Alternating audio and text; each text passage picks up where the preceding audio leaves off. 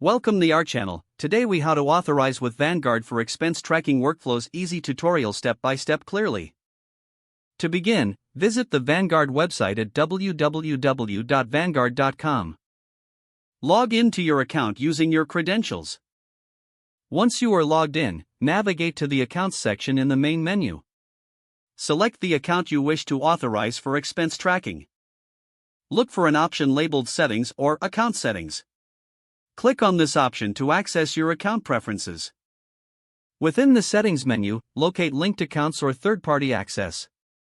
Select the option to add a new linked account. You may need to verify your identity through multi-factor authentication. After verifying, you will be prompted to enter the details of the third-party application. Enter the necessary information for the expense tracking tool you want to connect. Ensure that you review the permissions required by the tool. Confirm that you agree to authorize the connection. Complete the authorization process by clicking on the Authorize button. Once authorization is successful, you may receive a confirmation notification. Return to the expense tracking tool and log in to your account there.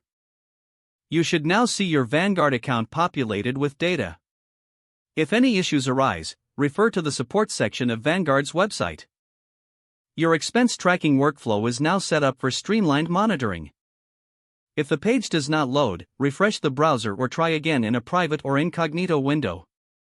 Make sure you are using the correct email address, then retype it carefully to avoid small typos.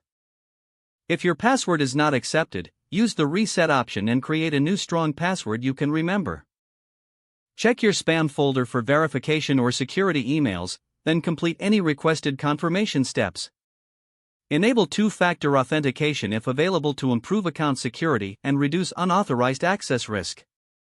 After signing in, review your profile details so your contact information and settings are accurate and current. If you see an error message, note it down and try again after restarting your device and internet connection.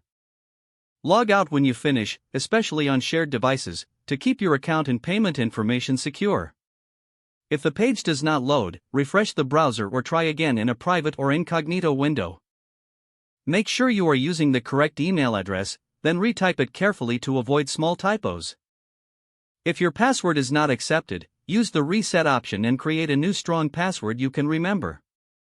Don't forget to like this video and subscribe to our channel for more step-by-step tech guides.